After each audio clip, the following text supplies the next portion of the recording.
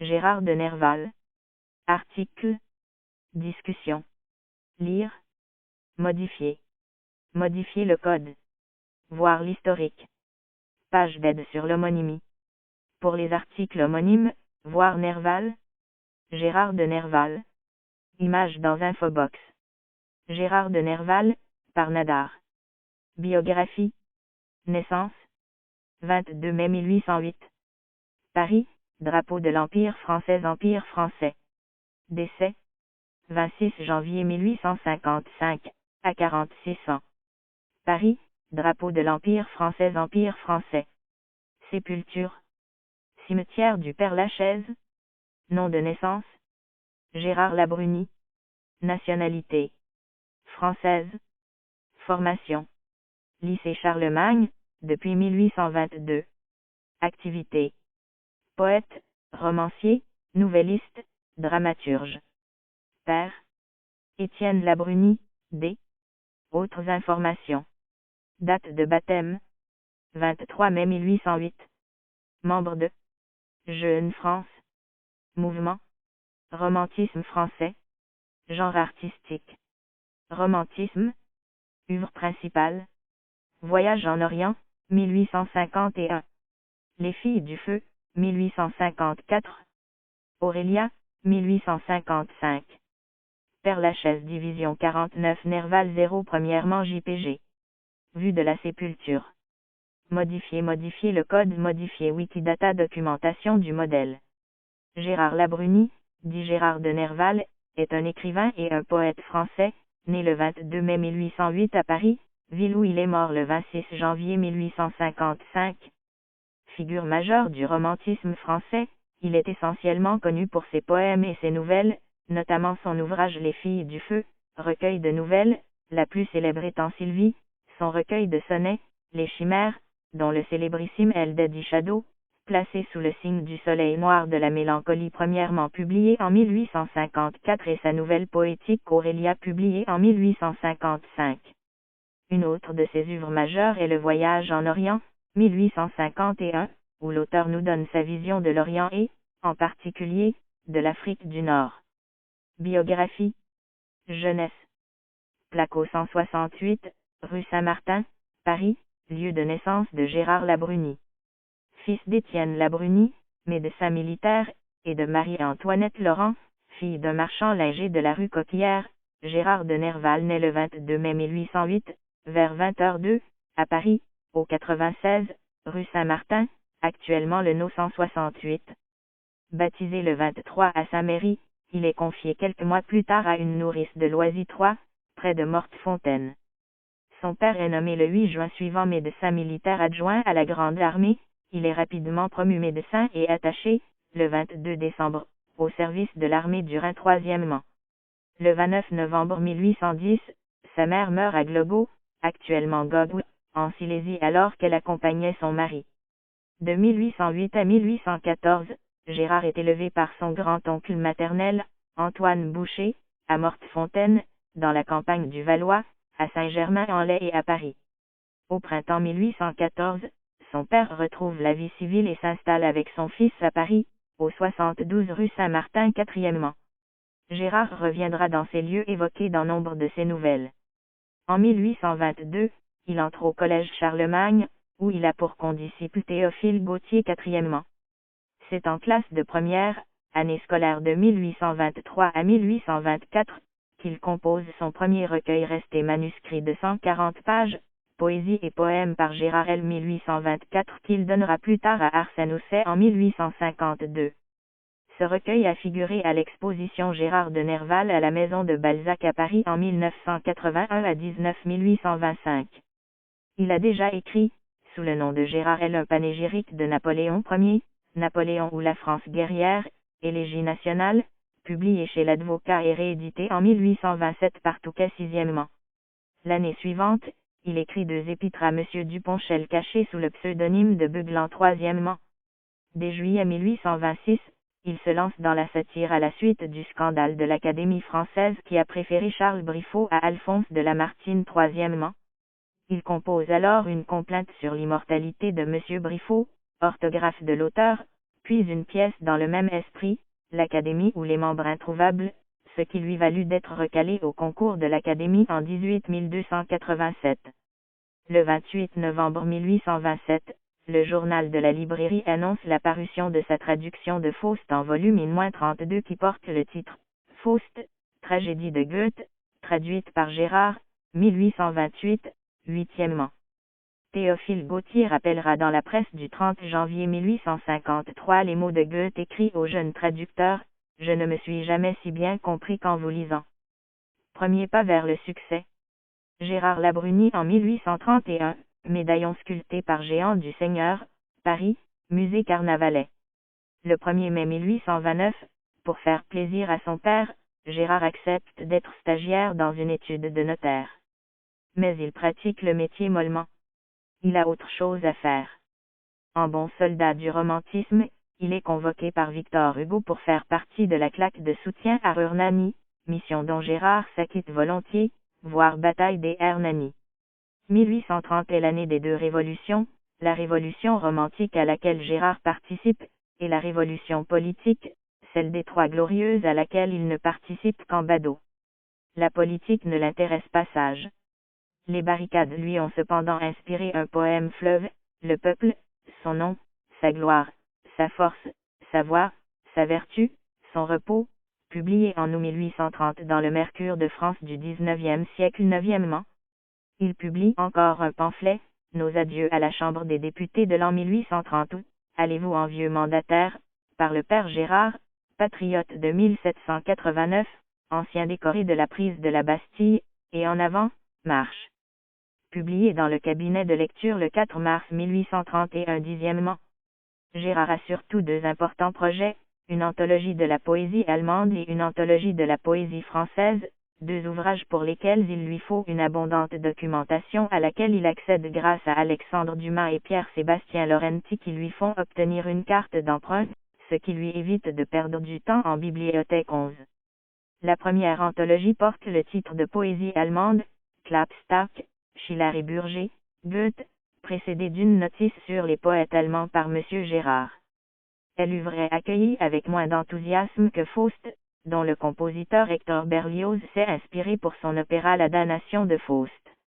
La seconde anthologie est un choix de poésie de Ronsard, Joachim du Bellay, Jean-Antoine de Baïf, Guillaume de Salluste du Barthaz, Jean-Baptiste Chassignet, précédée d'une introduction par M. Gérard.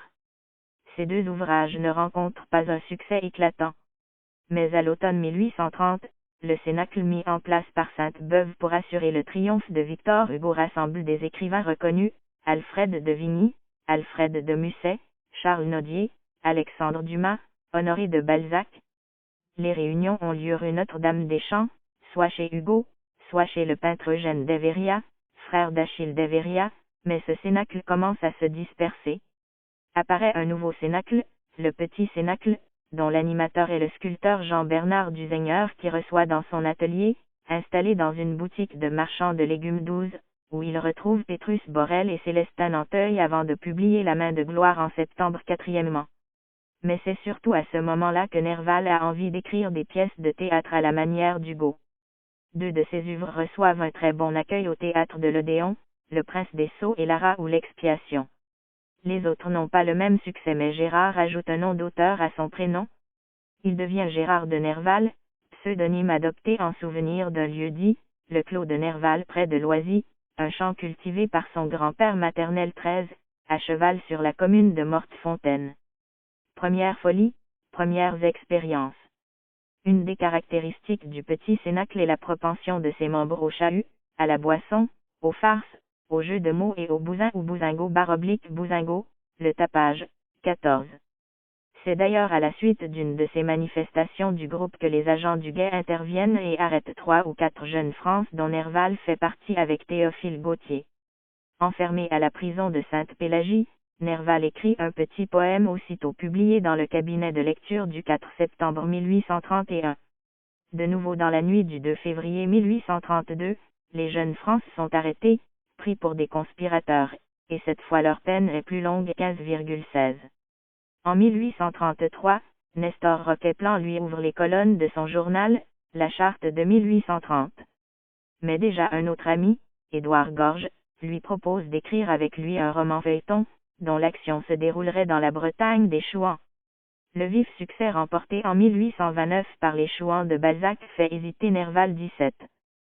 Pourtant, l'envie de visiter la région de Vitré l'emporte et il en revient avec un récit, l'auberge de Vitré qu'il exploitera plus tard dans le prologue de son roman Le Marquis de Fayolle, roman édité après la mort de Nerval, en 1856, par Édouard Gorges, qui l'a remanié et achevé 18. On dit que, surpris un jour de printemps se promenant avec un homard vivant tenu en laisse par un ruban bleu sur les marches du palais royal, Gérard de Nerval répondit: en quoi un homard est-il plus ridicule qu'un chien, qu'un chat, qu'une gazelle, qu'un lion ou toute autre bête dont on se fait suivre? J'ai le goût des homards, qui sont tranquilles, sérieux, savent les secrets de la mer, n'aboient pas. 19. Il est membre de la goguette des Joyeux et de la goguette des Bergers de Syracuse 20. En janvier 1834, à la mort de son grand-père maternel, il hérite d'environ 30 000 francs. Parti à l'automne dans le midi de la France, il passe la frontière, à l'insu de son père, et visite Florence, Rome puis Naples. En 1835, il s'installe impasse du Doyenné chez le peintre Camille Royogir, où tout un groupe de romantiques se retrouve, et fonde en mai le Monde dramatique, revue luxueuse qui consume son héritage et que, lourdement endetté, il doit finalement vendre en 1836. Faisant alors ses débuts dans le journalisme, il part en voyage en Belgique avec Gautier, de juillet à septembre. En décembre, il signe pour la première fois Gérard de Nerval dans le Figaro 4e. Jenny Colomb. Portrait de Jenny Colomb en 1837. Le 31 octobre 1837 est créé à l'Opéra-Comique Piquillot sur une musique de Montpoux. Dumas signe seul le livret. Malgré la collaboration de Nerval, l'actrice Jenny Colomb tient le premier rôle 4e. Nerval se serait épris de cette actrice qui n'aurait pas répondu à ses sentiments. Il fréquente alors le salon de Madame Boscari de Villers-Plaine, où une rivalité amoureuse l'oppose au financier William Hope pour la conquête de l'actrice 21. Selon certains exégètes, il aurait voué un culte idolâtre à Jenny Colomb, même après la mort de celle-ci en 1842, et elle serait la figure de la mère perdue, mais aussi de la femme idéale ou semelle, dans un syncrétisme caractéristique de sa pensée, Marie, Isis, la reine de Saba, ce qui fait débat parmi les spécialistes de Nerval 22. Durant l'été 1838, il voyage en Allemagne avec Dumas pour préparer Léo Burckhardt, pièce retardée par la censure. Après la première de l'Alchimiste, écrite en collaboration avec Dumas, le 10 avril 1839, Léo Burckhardt est finalement créé au théâtre de la Porte Saint-Martin le 16 avril. Dans le même temps, il publie Le Fort de Beach, de 2025 à 2028 juin, dans Le Messager et les deux rendez-vous, de 2015 à 2017 août, qui deviendra plus tard Courrier dans la presse. Puis, en novembre, il part pour Vienne, où il rencontre la pianiste Marie Pleyel à l'ambassade de France 4 et s'en éprend. De retour en France en mars 1840, il remplace Gautier, alors en Espagne, pour le feuilleton dramatique de la presse. Après une troisième édition de Faust, augmentée d'une préface, et de fragments du second Faust en juillet, il part en octobre en Belgique. Le 15 décembre a lieu la première de Piquillot à Bruxelles, où il revoit Jenny Colomb et Marie Pleyel 4e. À la suite d'une première crise de folie le 23 février 1841, il est soigné chez Madame Marie de Sainte-Colombe, qui tient la maison de correction Sainte-Colombe, créée en 1785 au 4 à 6 rue de Picpus. Le 1er mars, Jules Janin publie un article nécrologique dans le journal des débats. Après une seconde crise, le 21 mars, il est interné dans la clinique du docteur Esprit Blanche, à Montmartre, de mars à novembre 4e. Au bas d'un portrait photographique de lui, Gérard de Nerval écrit: Je suis l'autre. Voyage en Orient. Bord du Nil et ébauche d'un plan du Caire par Gérard de Nerval, carnet de voyage en Orient, 1843.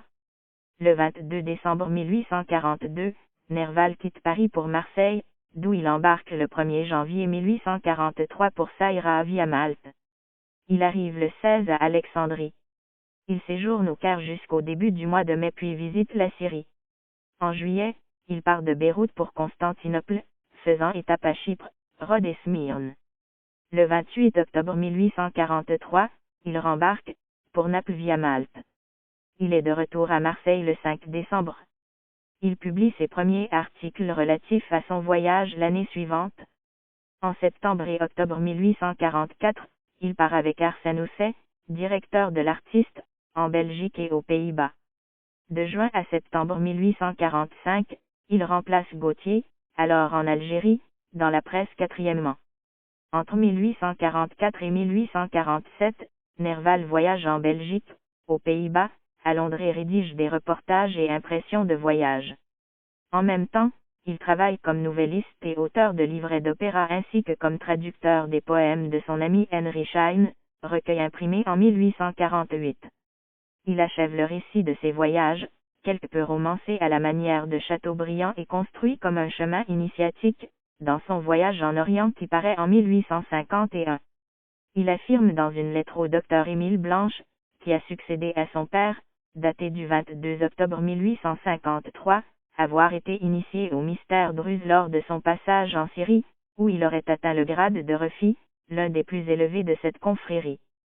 Toute son œuvre est fortement teintée d'ésotérisme et de symbolisme, notamment alchimique et maçonnique. Alors qu'on l'accuse d'être impie, il s'exclame « Moi, pas de religion. J'en ai 17 au moins. » Fin de vie. Nerval vit ses dernières années dans la détresse matérielle et morale. C'est à cette période qu'il achève ses principaux chefs d'œuvre, réalisés pour se purger de ses émotions sur les conseils du docteur Émile Blanche pour le premier, pour la dimension cathartique du rêve et contre la vie du docteur Blanche pour le second, Les filles du feu, Aurélia ou le rêve et la vie, de 1853 à 1854. Gérard de Nerval caricaturé par Nadar. Gravure de Diolo extraite des Binettes contemporaines, 1854. Gérard de Nerval caricaturé par Nadar. Gravure de Diolo extraite des Binettes contemporaines, 1854. Portrait photographique de Gérard de Nerval, daguerréotype d'Adolphe Legros, vers de 1853 à 1854. Portrait photographique de Gérard de Nerval, daguerréotype d'Adolphe Legros, vers de 1853 à 1854. Photographie de Gérard de Nerval par Nadar, vers de 1854 à 1855. Photographie de Gérard de Nerval par Nadar, vers de 1854 à 1855. Information cliquez sur une vignette pour l'agrandir. Mort. Gustave Doré, La rue de la Vieille Lanterne, le suicide de Gérard de Nerval, 1855. Le 26 janvier 1855, on le trouve pendu au barreau d'une grille qui ferme un égout de la rue de la Vieille Lanterne, voie aujourd'hui disparue, qui était parallèle au quai de Gesvres et aboutissait place du Châtelet. Le lieu de son suicide se trouverait probablement à l'emplacement du théâtre de la ville, pour délier son âme dans la rue la plus noire qu'il put trouver 23, selon la formule de Baudelaire, lequel demeura persuadé que la version du meurtre était la seule possible. In le 19e siècle à travers les âges de Philippe Maret. Parmi ses amis, certains comme Arsène Housset émirent l'hypothèse d'un assassinat perpétré par des rôdeurs 24, au cours d'une de ses promenades habituelles dans des lieux mal famés. D'autres, comme Théophile Gautier ou Nadar, furent convaincus qu'il s'agissait d'un suicide 25,26. D'autres pensèrent à un crime rituel maçonnique. Gérard aurait dévoilé des secrets maçonniques dans l'histoire de la Reine du Matin et de Salimane Prince des Génies, de son voyage en Orient. Depuis lors, la question a fait l'objet de nombreux débats 27. Le doute subsiste car il fut retrouvé avec son bolivar sur la tête alors que celui-ci aurait normalement dû tomber du fait de l'agitation provoquée par la strangulation. On retrouva une lettre dans laquelle il demandait 300 francs, somme qui, selon lui, aurait suffi pour survivre durant l'hiver. Le 30 janvier 1855, la cérémonie funéraire eut lieu à la cathédrale Notre-Dame de Paris, cérémonie religieuse accordée du fait de son état mental, malgré son suicide présumé, avec, entre autres, Alexandre Dumas, Auguste Marquette, le bibliophile Jacob, Henri Delaïdge, Nadar. Théophile Gautier et Arsène Housset payèrent pour lui une concession au cimetière du Père-Lachaise. Postérité. C'est auprès des symbolistes à la fin de son siècle, puis auprès des surréalistes que l'œuvre de Nerval trouvera le plus d'écho. André Breton, dans le premier manifeste du surréalisme, écrira « Nerval possède à merveille l'esprit dont nous nous réclamons. Il ajoute qu'à la place du mot surréalisme, lui et ses compagnons auraient pu tout aussi bien élire le mot supernaturalisme employé par Nerval à propos des chimères. Hommage. Plaque dans le square de la Tour Saint-Jacques, Paris, avec un médaillon de géant du Seigneur.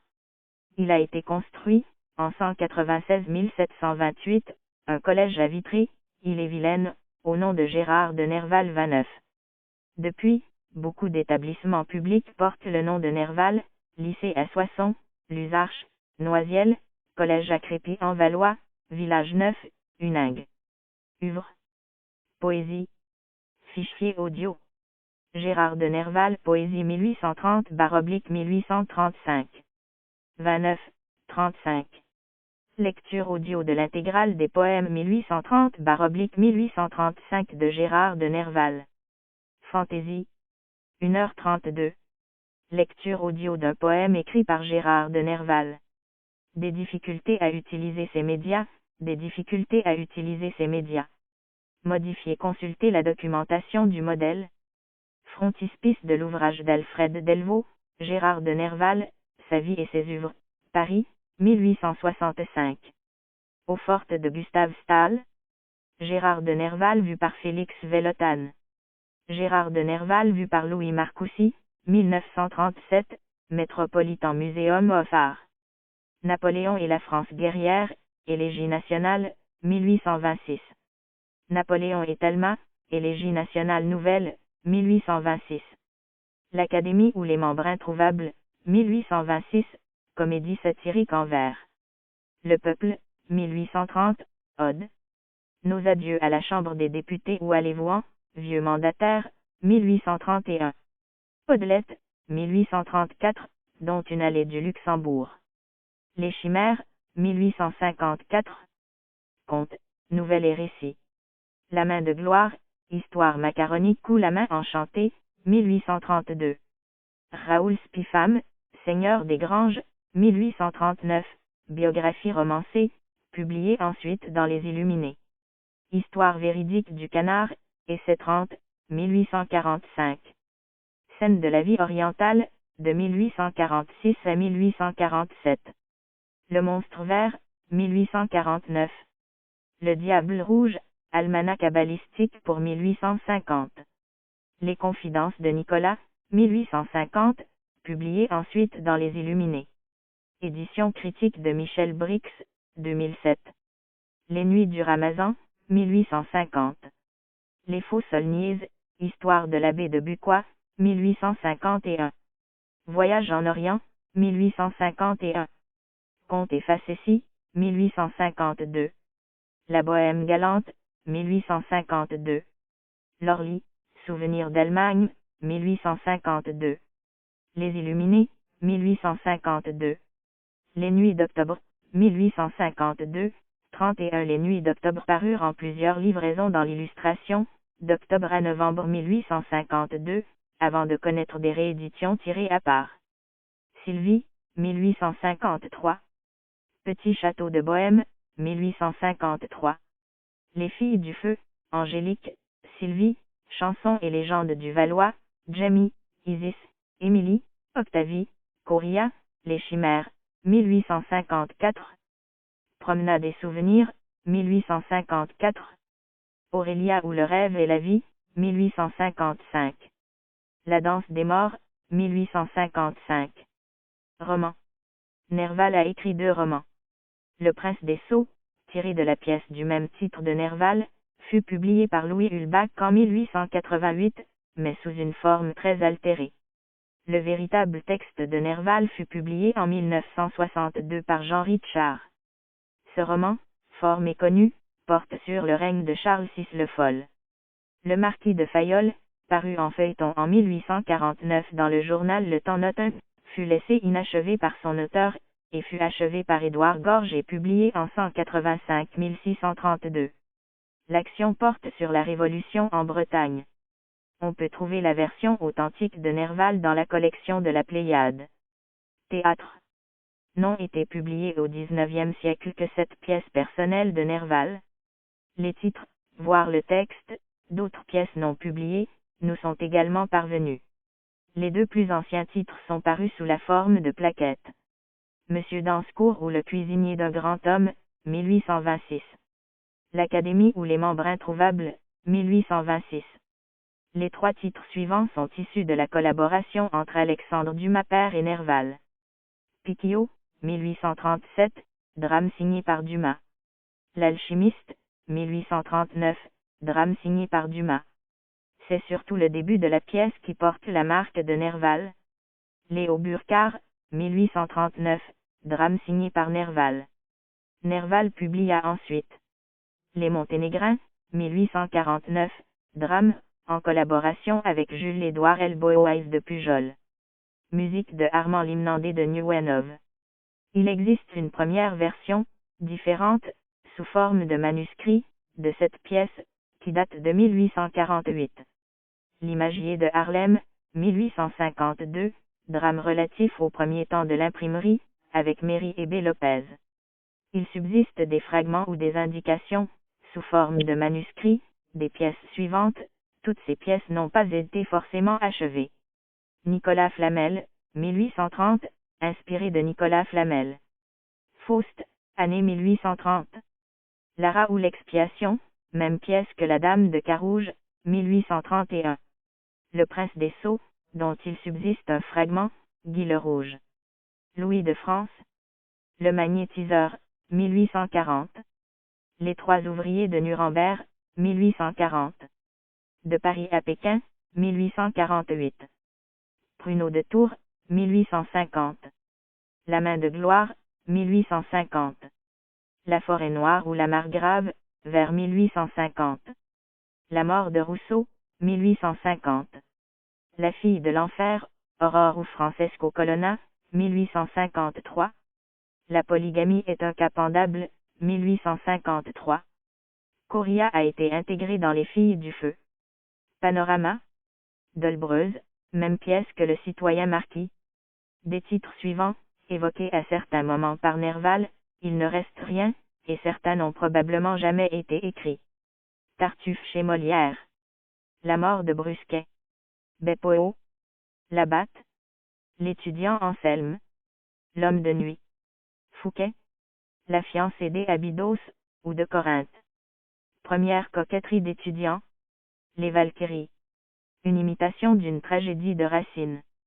La Reine de Saba, dont Nerval reprit l'histoire dans Le Voyage en Orient. Nerval a également écrit les adaptations suivantes. En d'Islande, année 1830, d'après le roman de Victor Hugo. Publié en 1939 et republié par les éditions Kimé en 2007. Jodelet ou l'héritier ridicule, d'après Scarron, publié par les éditions Kimé en 2002. Le nouveau genre ou le café d'un théâtre, d'après Moratin, fut achevé par Artus Fleury et publié en 186-1033. Il existe une autre pièce assez voisine de ce titre, et inédite, Erreur de nom, qui a été publiée en 196-1934.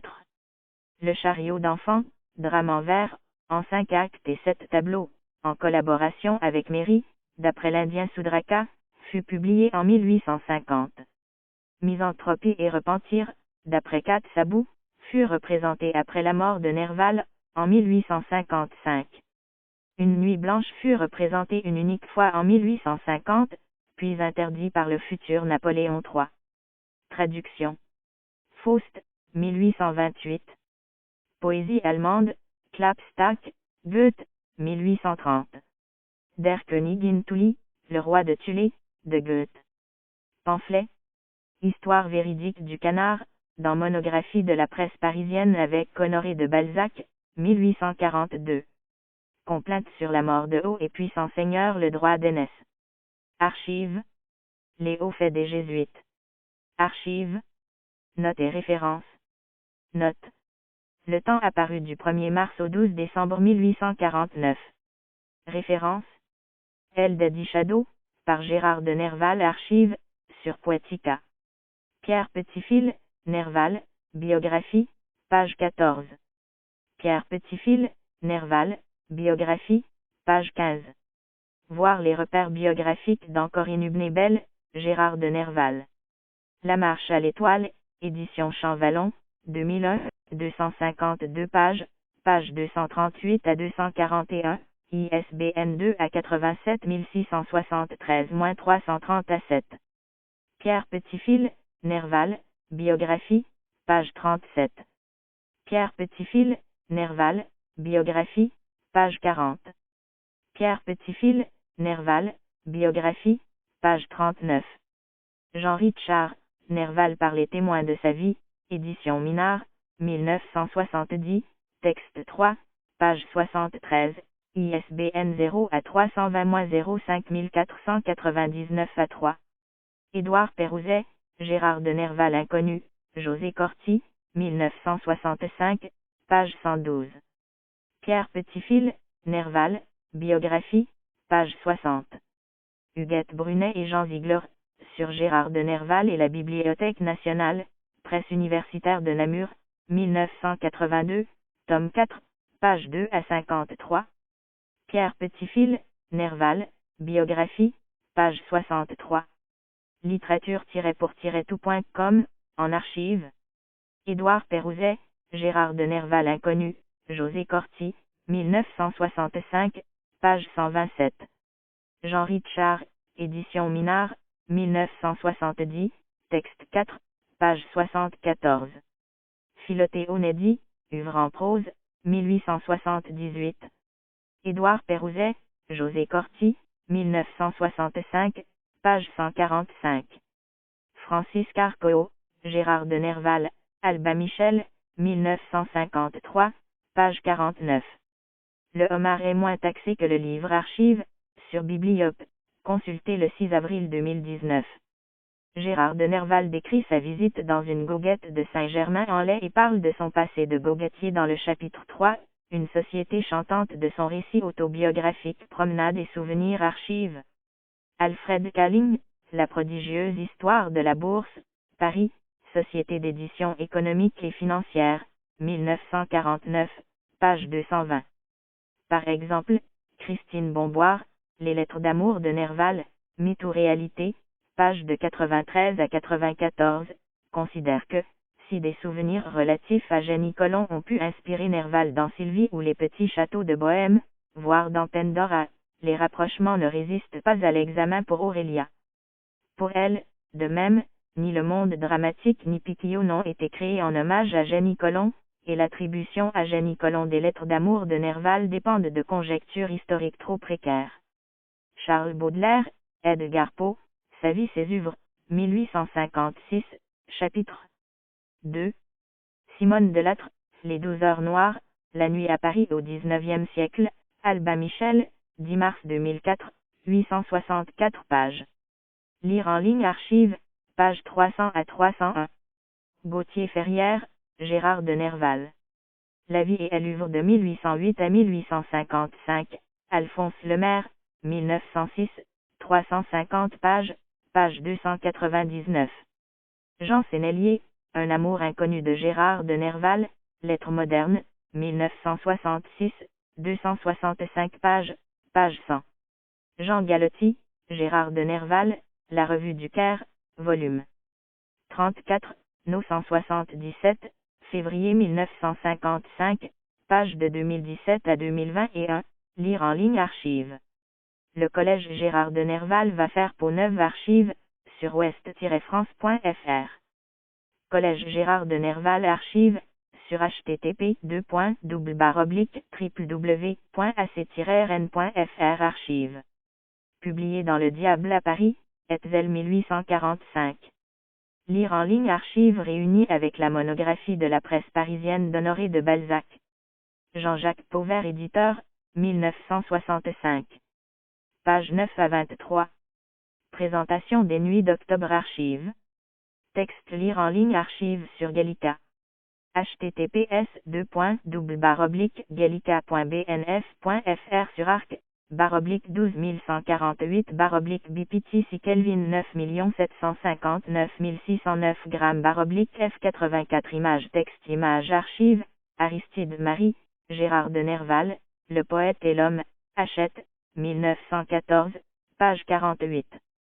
Gérard de Nerval et Jean Sennelier, Erreur de nom ou le café du théâtre comédie et vaudeville en un acte, inédite, précédé de le nouveau genre ou le café d'un théâtre, scène à neuf, ébauche dramatique, lettres modernes, 1969, OCLC 496 090 367, lire en ligne archive.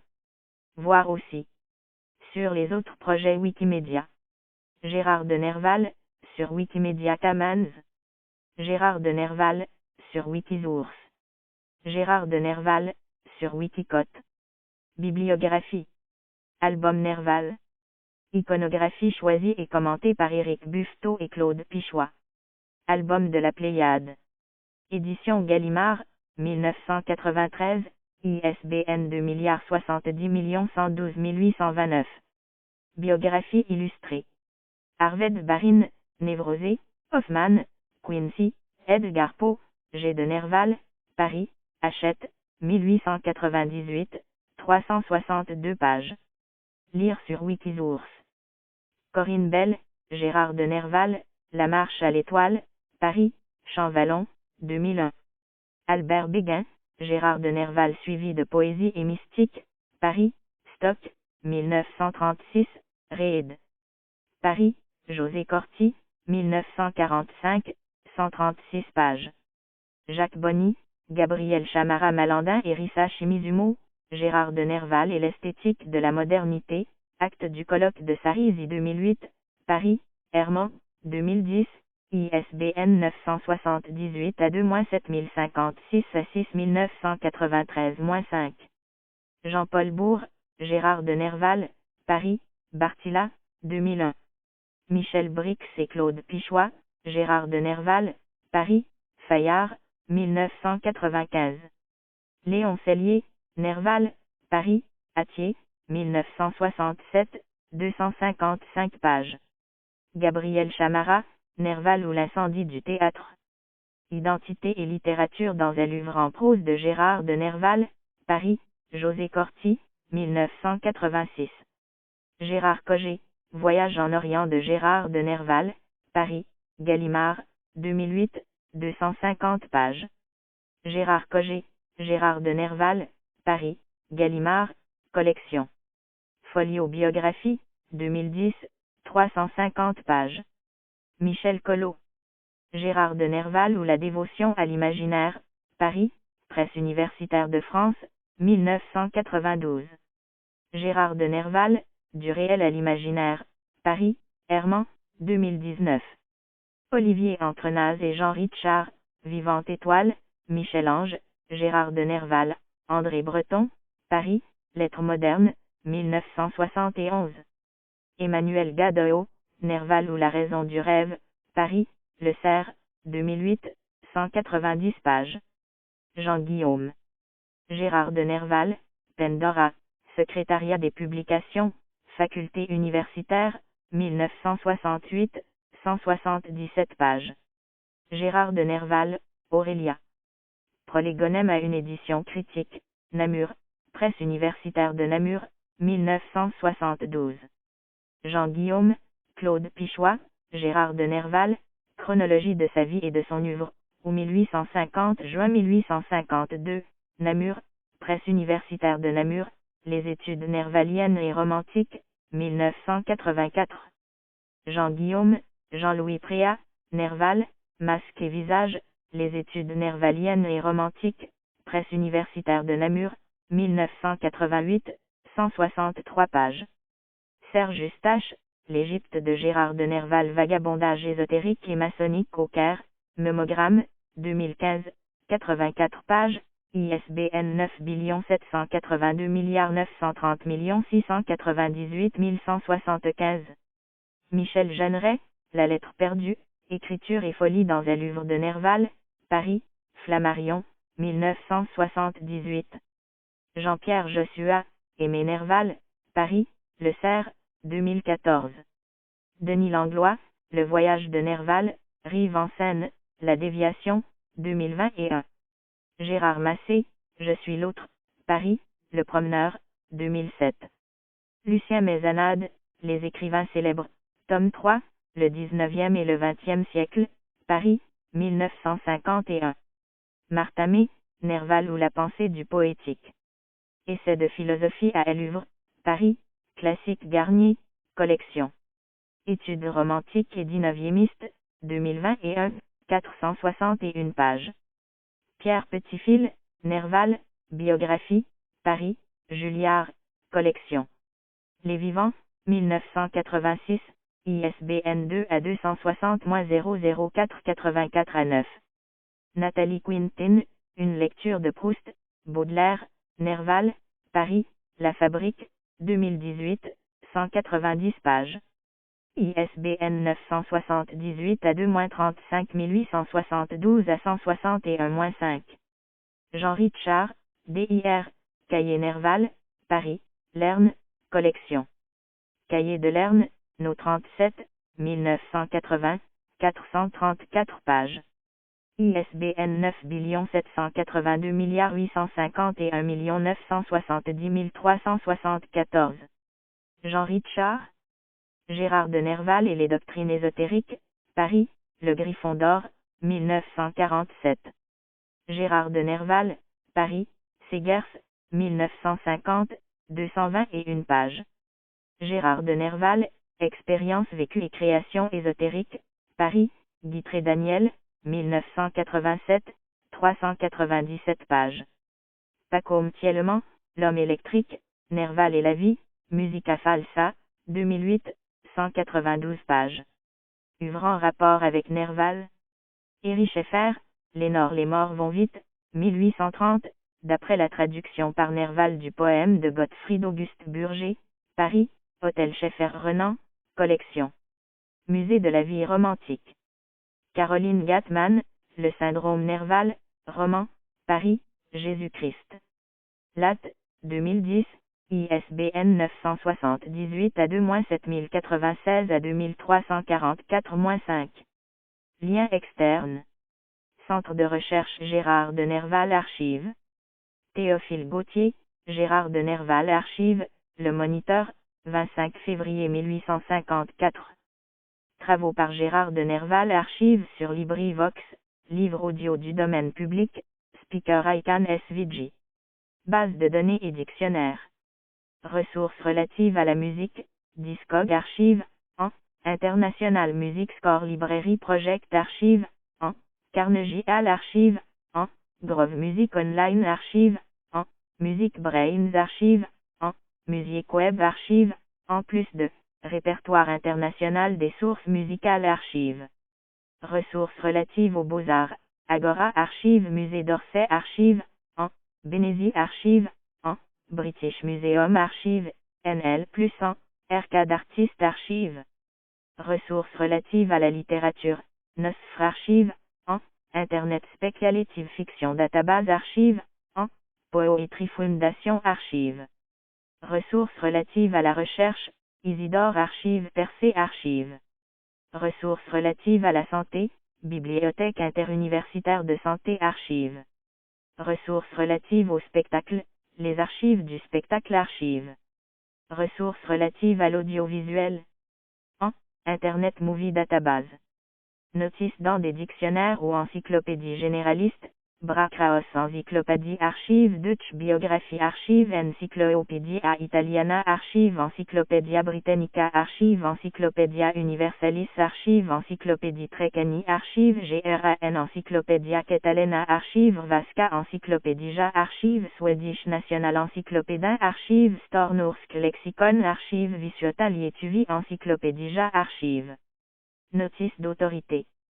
Fichier d'autorité internationale virtuel international standard name identifié signe Bibliothèque nationale de France, données, Système universitaire de documentation Bibliothèque du Congrès de Massam Nordate Service bibliothécaire national Bibliothèque nationale de la Diète Bibliothèque nationale d'Espagne Bibliothèque royale des Pays-Bas Bibliothèque nationale de Pologne Bibliothèque nationale de Pologne Bibliothèque nationale d'Israël Bibliothèque universitaire de Pologne Bibliothèque nationale de Catalogne Bibliothèque nationale de Suède Réseau des bibliothèques de Suisse occidentale Yordka.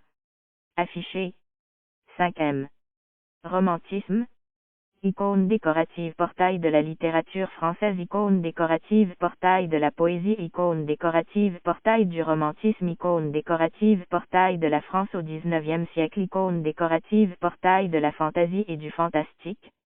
Catégorie: écrivain français du XIXe siècle. Écrivain français de fantastique. Poète français du XIXe siècle. Poète romantique français. Écrivain romantique. Écrivain voyageur français. Nouvelliste français du XIXe siècle. Journaliste français du XIXe siècle. Critique littéraire français. Critique dramatique. Dramaturge français du XIXe siècle. Traducteur français. Traducteur depuis l'allemand vers le français. Traducteur de poésie. Nom de plume. Nègre littéraire. Écrivain voyageur. Ésotériste. Égougatier français. Personnalité hospitalisée en psychiatrie. Élève du lycée Charlemagne. Naissance en mai 1808. Naissance dans l'ancien 7e arrondissement de Paris. Décès en janvier 1855. Décès dans l'ancien 7e arrondissement de Paris. Décès à 46 ans. Écrivain français. Suicidé. Suicide par pendaison en France. Personnalité inhumée au cimetière du Père-Lachaise, division 49, plus.